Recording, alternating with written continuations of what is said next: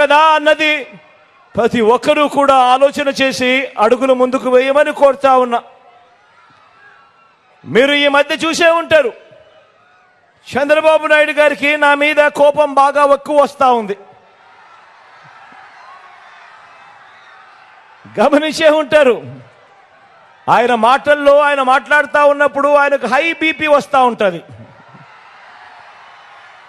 గమనించే ఉంటారు, ఏవేవో తిడుతూ ఉంటాడు, శాపనార్థాలు పెడతా ఉంటాడు, నాకేదో అయిపోవాలని కూడా అంటూ ఉంటాడు, కోరుకుంటూ ఉంటాడు.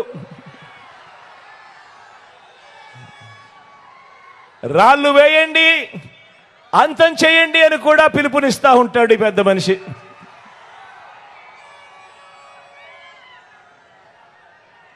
ఎందుకు అంతగా నా మీద కోపం, ఎందుకు అంతగా నా మీద కోప్పడుతున్నాడు అని అంటే మీకు తెలుసా? తెలుసా అక్క?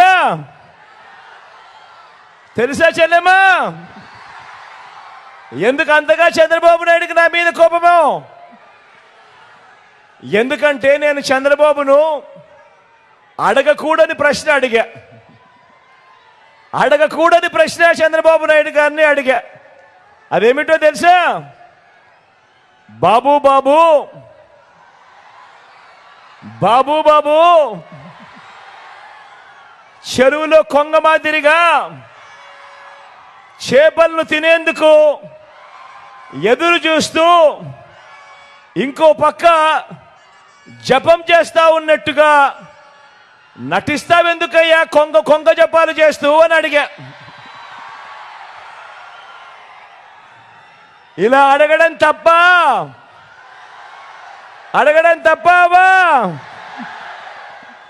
అడగడం తప్ప తమ్ముడు?